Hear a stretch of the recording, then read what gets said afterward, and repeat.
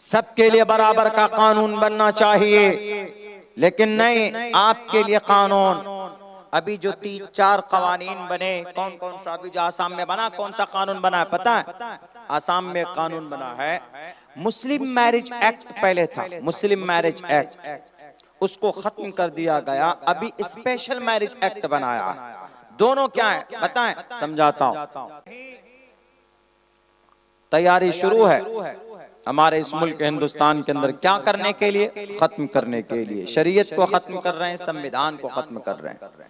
हालांकि संविधान में लिखा हुआ, भारत के संविधान में हर कोई अपने अपने मजहब के मुताबिक जिंदगी गुजार सकता है। Freedom of conscience and free profession and practice propagation of the religion, article number 25 यही है। और जात के नाम पर कोई कानून नहीं बन सकता, धर्म के नाम पर कि नहीं ये बंगाल का है, ये कलकत्ते का है, ये बिहार का है, ये सीमांचल का है कि तो कानून अलग बनाओ, ये भी नहीं बन सकता। Prohibition of discrimination on grounds of religion, article number 15 में कहा गया कि धर्म के नाम पर, मजहब के नाम पर कोई कानून नहीं बन सकता। ये मस्जिद वाला है तो अलग कानून, मंदिर वाला है तो अलग कानून, गुरुद्वारे वाला है तो अलग कानून, टोपी दाढ़ी वाला है तो अलग कानून, गेरवे रंग का भगवा रंग वाला है तो अलग कानून, हरा झंडा वाला है तो अलग कानून, भगवा झंडा वाला है तो अलग कानून। नहीं, prohibition of discrimination on grounds of religion, sex, caste, place of birth। Bharat के संविधान का दफा नंबर 15 यही कहता कि जात के नाम पर, धर्म के नाम पर अगर कोई कानून बनाया जाता है तो वो देश के संविधान के खिलाफ है, वो नाजायज है, वो हराम है, बनना नहीं चाहिए।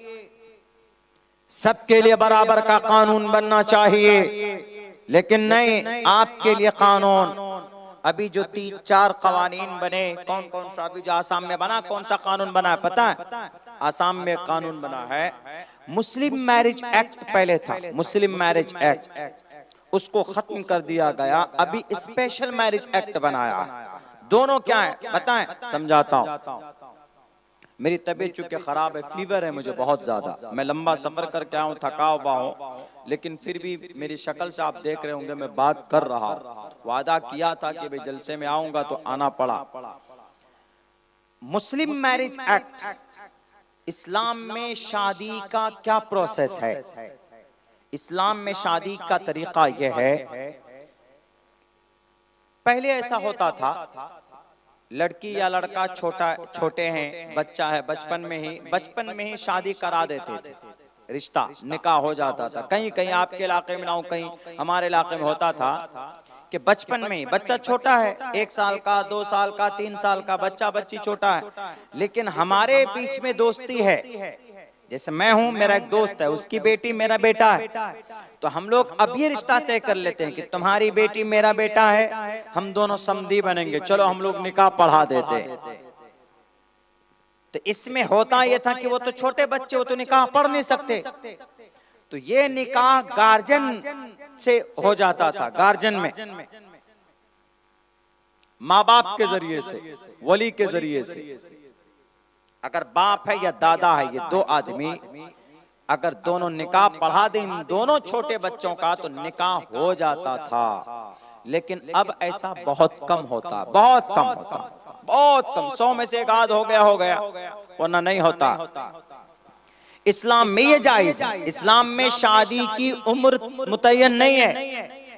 अगर कोई लड़का 10 साल की उम्र का है, लड़की 8 साल की उम्र की है, वो दोनों आपस में उन दोनों का निकाह करवाना चाहें उनके माँ बाप, तो ये निकाह हो सकता है। इस्लाम में उम्र की कैद नहीं है, क्योंकि अम्मा आयशा सिद्दीक़ा रज़ी अल्लाह ताला अन्हा का निकाह कितनी उम्र में हुई थी? 6 साल की उम्र में। आपकी रुखसती हुई थी 9 साल की उम्र में, विदायगी जिसको बोलते हैं। तो शादी में, इस्लाम में शादी के लिए कोई उम्र तय नहीं है। 10 साल, 11 साल, 12 साल, 13, 14, 15, 16, 17, 18, 19, 20, 21, 22, 23, 24, अगर कोई 50 साल की उम्र में भी निकाह करना चाहता है ना, तो उसको कोई बंदिश नहीं है। इस्लाम में मुस्लिम मैरिज एक्ट ये कहता है, शरीयत में भी है, मुस्लिम मैरिज एक्ट के अंदर में ये बात लिखी हुई है। लेकिन अब जो कानून बना, हाँ हमारे यहाँ शादी होती है तो शादी के बाद क्या करते हैं, हमारे यहाँ शादी होती है तो शादी में दैन महर तय करते हैं। महर भी जरूरी है, कहीं पे 10,000 रुपए करते हैं, कहीं पे 5,000 रुपए करते हैं, कहीं पर महर नकद दे देते हैं, कहीं पर बाद में देते हैं जाके, अलग अलग तरीका। लेकिन ये महर जरूरी है कि नहीं है? बिना महर के महर कोई नहीं देता है तो गुनाह है बहुत बड़ा। शादी हुई लड़का लड़की, हस्बैंड वाइफ, और लड़की ने कहा कि मुझे महर दो पहले, बीवी ने, अगर शौहर महर न दे, बीवी मना कर सकती है कि तुम मुझे टच नहीं कर सकते। इसीलिए महर देना, महर अदा करना जरूरी है। अल्लाह ने कुरान में कहा वआतुन निसा सदक़ातिहिन्न निहला, खुशी के साथ रजामंदी से अपनी बीवियों को महर दो, चूंकि महर उसका हक है। वआतुन निसा सदक़ातिहिन्न निहला, और ये महर देने का ऑर्डर, महर देने का रिवाज, महर देने का हुक्म सिर्फ इस्लाम में है। दुनिया के किसी और धर्म के अंदर महर देने का निजाम और सिस्टम नहीं है, इस्लाम में है। इस्लाम में इसलिए है कि अल्लाह ने कुरान में कहा है वआतुन निसा, सूरह निसा है 4 पारे में, उसकी 4थी आयत है ये, वआतुन निसा, तुम अपनी औरतों को दो, सदक़ातिहिन्न, उनका महर, निहला, खुशी के साथ अपनी बीवियों को महर दो। और जो लोग जबरदस्ती अपनी बीवियों से महर माफ कराते हैं कि नहीं हम तुमको महर नहीं देंगे, तुम माफ कर दो, तुम मेरी बीवी हो, तो गलत है, नाजायज है और हराम है। हाँ, अगर बीवी अपनी खुशी से, अपनी रजामंदी से, अपनी खुशी से वो कह दे कि मैंने आपको महर माफ कर दिया है, मैं जानती हूँ कि आपकी स्थिति क्या है, आप नहीं दे सकते हैं, या मुझे नहीं लेना है आपसे क्योंकि आप मेरे शौहर हैं, आप हमारा खर्च उठाएंगे, आप हमारी परेशानियों को खत्म करेंगे, आप हमारे शौहर हैं, हम दोनों दोस्त हैं, हम दोनों लाइफ पार्टनर हैं, हम आपसे महर नहीं लेंगे, जाइए मैं दिल से आपको माफ कर दी हूँ। अगर बिना प्रेशर के, अगर बिना किसी जोर जबरदस्ती के, खुशी के साथ बीवी महर माफ कर देती है तो गुनाह नहीं। लेकिन अगर शौहर डंडा लेकर आ जाए महर माफ करो नहीं तो सर फोड़ दूंगा, ये नाजायज और हराम। और शादी हुई, पहली रात में शौहर जाता है कि चलो जिंदगी की एक नई शुरुआत यहां से करें। इंसान की जिंदगी की सबसे खुशी वाले दिन तो वही होती है शादी, पहली रात, जिसको सुहाग रात बोलते हैं। गया कमरे में और मोहतरमा का घूंघट उठाता, मोहतरमा कहती कि पहले महर दो नहीं तो गेट आउट फ्रॉम हियर, निकलो कमरे से बाहर, नहीं तो पहले महर दो। अगर औरत मना कर दे कि तुम मुझे टच नहीं कर सकते, पहले महर दो, तो औरत मना कर सकती है। क्यों? महर उसका हक है, महर उसका अधिकार है, महर उसके हिस्से में अल्लाह ने दिया है। हजरत आदम अलैहिस्सलाम के बाएं कोख से अम्मा हव्वा को जब पैदा किया, सोए हुए थे आदम अलैहिस्सलाम, सोए हुए थे, लेकिन जब देखा साइड में, जैसे आंख खुली, देखा अरे बहुत खूबसूरत अम्मा हव्वा, बहुत खूबसूरत थी, बहुत। देखा कि साइड में हव्वा, कोई लेडी है, औरत है, मतलब अजीब प्राणी, उस वक्त तो कोई औरत थी नहीं दुनिया में। लेकिन जब देखा कि भाई एक औरत, एक ह्यूमन बीइंग, तो देखकर उसको टच करने लगे, ऐसे पकड़ने की कोशिश करने लगे, ऐसे। हजरत आदम अलैहिस्सलाम, अल्लाह की तरफ से आवाज है डोंट टच हर, उसको छुओ मत। तब अल्लाह ने ऑर्डर दिया, अल्लाह ने कहा कि पहले महर दो उसको, यानी महर देने से पहले आप अपनी बीवी को नहीं छूना चाहिए। पहले महर दें और महर भी उतनी तय करें जितनी आपकी वुसात है। अगर आप 10,000 रुपए दे सकते हैं महर तो आप 10,000 तय करें। अगर आपको अल्लाह ने करोड़पति बनाया, लखपति बनाया है, तो अगर आप 1 लाख रुपए देने में सक्षम है तो आप उतना भी दे सकते हैं। अब बहुत से जगहों पर तो 10-10 लाख रुपए बांध देते हैं। लड़का पता चला कि मजदूरी करता और 10 लाख रुपए महर तय कर देते। वो पूरी जिंदगी कमाएगा तो 10 लाख नहीं कमा पाएगा। ये गलत है। बहरकैफ चलिए, अब जो शादी का कानून आया, पता क्या आया इस्लाम में? क्या है इस्लाम में? शादी की उम्र तय नहीं है। हाँ, इस्लाम के अंदर में एक चीज और है, लड़का लड़की बालिग हो गए, लड़का भी बालिग लड़की भी बालिग, दोनों मुस्लिम हैं, दोनों अगर अपने आप निकाह करना चाहें, यानी माँ बाप से नहीं पूछते हैं, माँ बाप से नहीं पूछा, खुद से निकाह करना चाहते हैं, 2 गवाह हैं, खुद से निकाह पढ़ रहे हैं, खुद से एक दूसरे को कबूल कर रहे हैं, इजाब कबूल कर रहे हैं, 2 गवाह मौजूद है, माँ बाप की इजाजत नहीं ली है तो निकाह हो जाता है। बालिग होने के बाद, बालिग होने से पहले लड़का 10 साल का, लड़की 8 साल की, दोनों आपस में निकाह पढ़ रहे हैं, 2 गवाह भी मौजूद है तो निकाह नहीं होगा। क्यों? नाबालिग है, इनकी बात नहीं मानी जाएगी। तो इनकी नाबालिग के निकाह के लिए गार्जियन का होना जरूरी है, लेकिन अगर ये बालिग हो जाए तो फिर गार्जियन का होना जरूरी नहीं है। इस्लाम के अंदर में ये प्रोसेस है। अब जो कानून बना है, अब क्या कानून बना? अब कानून ये बना है कि 18 साल की उम्र से पहले कोई लड़की शादी नहीं कर सकती, और लड़का है तो 21 साल से पहले वो शादी नहीं कर सकता। 21 साल की उम्र के बाद शादी करेगा अगर उसका मन कर गया लड़के का। आजकल लड़का कितना बालिग हो जाता पता है? आजकल का लड़का 10 साल में बालिग हो जाता है। किसके जरिए से? मोबाइल के जरिए से। 10 साल की उम्र में लड़का बालिग, 12 साल की उम्र में कहता मुझे बीवी ला के दो, नहीं तो भाग जाऊंगा किसी के साथ, ऐसा कहता है।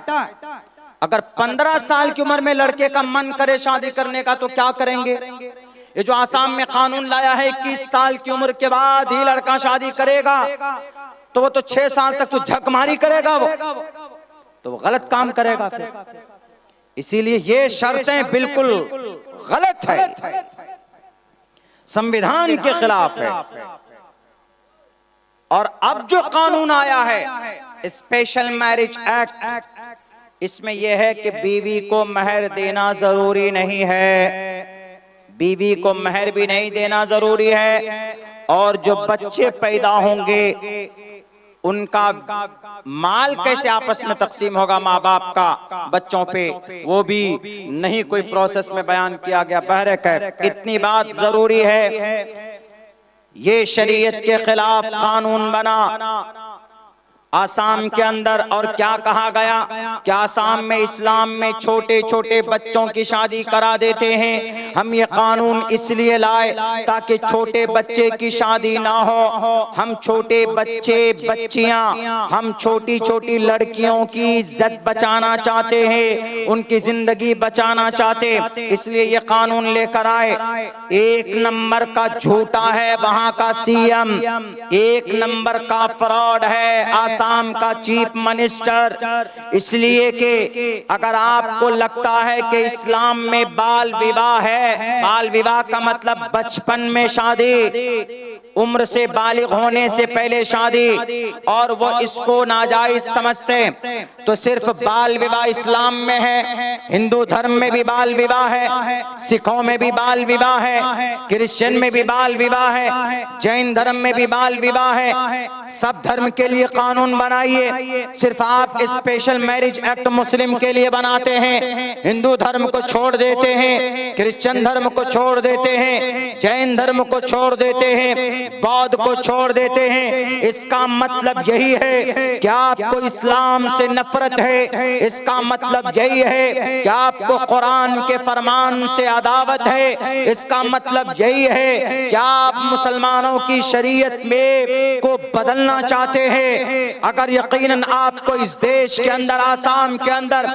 बच्चियों की इज्जत का, लड़कियों की इज्जत बचाना चाहते हैं तो अच्छी बात है, बचाइए। लेकिन आप इस कानून के बजाय अभी 31 जनवरी को 15 साल की लड़की का रेप हुआ गुवाहाटी शहर में, और फिर उसका मर्डर हुआ।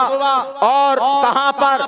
स्कूल चलते हुए 15 years old girl murdered, raped on the way of school। उसके पड़ोसी ने उस बच्ची का रेप किया, 15 साल की उम्र की बच्ची का। पिछले 1 साल के अंदर 1400 बच्चियों का रेप किया गया आसाम के अंदर। पिछले 3 साल के अंदर 12,776 बच्चियों का रेप हुआ, किडनैपिंग हुई, उनकी जान को मार दिया गया। पिछले 752 केसेस रेप के वजूद में आए सिर्फ गुवाहाटी शहर के अंदर। तो ज्यादा जुर्म रेप का हो रहा है, ज्यादा घटना रेप का हो रहा है बच्चियों के साथ। तो कानून ज्यादा रेप को खत्म करने के लिए बनना चाहिए। इस रेप को कैसे खत्म किया जाए, पूरे आसाम से उस पर कानून बनना चाहिए। बाल विवाह की वजह से कोई जुर्म नहीं हो रहा है, किसी को परेशानी नहीं हो रही है। आसाम के सीएम साहब, नहीं सिर्फ नजर किधर, हमको शरीयत को बदलना है। मुसलमानों की शरीयत ही नजरों में रहती। 1 साल में 1400 रेप हुआ कहां पर? आसाम में। पिछले 3 साल में 12,776 case Assam witnessed. Times of India की रिपोर्ट पेश कर रहा हूं आपके सामने। 15 साल की बच्ची है, स्कूल जा रही थी पढ़ने के लिए। रास्ते में उनके ही पड़ोसी ने 31 जनवरी को उसकी पड़ोसी ने उस बच्ची को पता क्या किया? उस बच्ची को रास्ते में पकड़ा, मुंह में ऐसे करके वो नशे की दवाई दे करके उसको अंदर लेके गया, उस बच्ची का रेप किया। तो आप कानून पहले इन रेपिस्टों को सजा देने के लिए बनाओ। बाल विवाह का कोई मसला ही नहीं है इस्लाम में। तो कम से कम बाल विवाह, शादी तो हो रही है ना, किसी भी बच्ची की शादी हो रही है। शादी में शौहर जो होता है वो बीवी की रक्षा करता है। यहाँ तो 1400 एक साल में 1400 रेप हो रहा है, उस पर कानून नहीं बनाते। सिर्फ इसलिए कि ताकि हम ज्यादा देर तक कुर्सी पर बैठ पाए और हमको हिंदू टोटल वोट करें। 64-65% जो वोट है ना हिंदू वोट आसाम के अंदर, ताकि हिंदू टोटल ये समझे कि हमारा सीएम बहुत अच्छा है। ये देखो मुसलमानों की शरीयत बदल रहा है, ये देखो मुसलमानों के खिलाफ बात करता है। इस देश के अंदर, हिंदुस्तान के अंदर हमारे हिंदुस्तानी और हमारे भारतीय भाइयों, राजनेता कभी भी किसी का भला नहीं करता है। आपको अगर भला करना है तो अपने शास्त्र के मुताबिक जिंदगी गुजारो। शास्त्र में कहा गया, बहुनाम जन्म नामन्ते ज्ञानवान माम परपद्यते वासुदेवा सर्वमिति समहात्मा सुदुर्लभा। इंसान अपने शास्त्र का ज्ञान हासिल करता है, अपने शास्त्र का ज्ञान प्राप्त करता है और फिर वो उस पर अमल करता है। तो शास्त्र के ज्ञान की वजह से इंसान महान बन जाता है। इन राजनेताओं के चक्कर में पड़ेंगे तो बच्चे आपके डाकू बनेंगे, बच्चे आपके दहशतगर्द बनेंगे, बच्चे आपके लड़ाकू, बच्चे आपके दंगाई बनेंगे। हमारे और आपके बच्चों को कैसे दंगाई बनाया जाता? अरे देखो वहां पर हिंदू है, अरे देखो वहां पर मुसलमान है, उसने ऐसा बोला, उसने वैसा बोला, उसने तुम्हारे के नबी के बारे में ये बोला, उसने तुम्हारे राम के बारे में ये बोला। ये लो जाकर जरा सबक सिखाओ। आपस में बच्चे लड़ पड़ते, फिर एक दूसरे की दुकान को जलाते। बिहार, बंगाल में भी होता, असम में भी होता, उत्तर प्रदेश में तो बहुत ज्यादा होता। इस दुनिया के अंदर इस्लामिक शरीयत से बेहतर कोई शरीयत नहीं दुनिया के अंदर, कुरान से बढ़कर बेहतर कोई शरीयत दुनिया के अंदर नहीं है। क्यों? आप कहेंगे कि मौलाना क्यों? इसलिए कि कुरान किसका कलाम है? कुरान अल्लाह का कलाम है, और अल्लाह से बेहतर इंसानों के बारे में कोई जान सकता है? कोई नहीं जान सकता। क्यों? क्योंकि अल्लाह ने इंसान को पैदा किया। आदमी अगर कोई मशीन बनाता है, कोई इंजीनियर, तो उसको पता है कि इस मशीन में कौन से पार्ट, कौन सा पुर्जा कहां पर कैसा है, जो बनाता है उसको पता रहता है। कहां पर कितना लोड डालेंगे तो वो टूट जाएगा, उसको पता होता। ऐसे अल्लाह ने इंसान को पैदा किया। इंसान कैसे अपनी जिंदगी ढंग से गुजार सकता है, इंसानों का तरीका क्या होगा जिंदगी गुजारने का, तो उस तरीके को अल्लाह ने कुरान में बयान किया।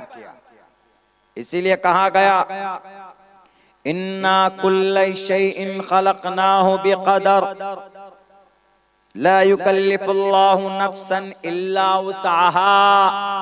अल्लाह ने किसी भी इंसान को इतना ज्यादा ऑर्डर नहीं दिया है कि उस पर अमल ना कर सके। जब मेराज पर अल्लाह के नबी गए थे, तो जब वहां से 50 वक्त की नमाज लेकर आ रहे थे, तो हजरत मूसा ने कहा कि क्या मिला? 50 वक्त की नमाज मिली। हजरत मूसा क्या कहे? वापस जाओ, 50 वक्त की नमाज नहीं पढ़ पाएगी तुम्हारी कौम। 24 घंटे में 50 वक्त की नमाज अगर फर्ज होती तो बताइए, अभी 5 वक्त की नहीं पढ़ पाते हैं, तो अगर 50 वक्त की होती तो फिर तो कहीं मस्जिद भी नहीं बनती। कहते अरे कौन इतनी नमाज पढ़ेगा भाई, डेली नमाज ही पढ़ो, बीवी बाल बच्चों को कैसे पालेंगे, कारोबार कैसे करेंगे। लेकिन नहीं, जाओ, गए, 5 कम किया, फिर आए, फिर कहा जा, फिर जाओ, फिर गए, होते होते आते जाते 5 वक्त की नमाज रह गई। उसमें भी कह रहे हजरत मूसा, इसको भी तुम्हारी कौम नहीं अदा कर पाएगी, मुझे एक्सपीरियंस है मेरे कौम का, जाओ और कम करा कर लाओ। तो अल्लाह के नबी अलैहिस्सलाम फरमाते हैं कि मुझे शर्म आती है, मैं नहीं जाऊंगा। तो अल्लाह ने कहा कोई बात नहीं, ऐ मोहम्मद जाओ, अगर 24 घंटे में 5 वक्त की नमाज कोई पाबंदी से पढ़ता है तो उसको 50 वक्त नमाज पढ़ने का सवाब मैं अता करूंगा उनको। तो अल्लाह तबारक व तआला ने किसी इंसान को जो कुरान में ऑर्डर दिया है तो उतना अदा कर सकता है वो। ऐसा नहीं है कि नहीं अदा नहीं कर सकता। अल्लाह ने ऑर्डर दे दिया कि नहीं जी तुमको ऑर्डर अदा करना है, अब ताकत है नहीं अदा करने के लिए। शरीयत ऐसी नहीं है। शरीयत को अल्लाह ने बहुत बहुत आसान बनाया, लेकिन ये लोग जो हमारी शरीयत को नहीं जानते, ये हमारी शरीयत के ऊपर नए नए कवानीन ला रहे, इनका मकसद बिल्कुल भी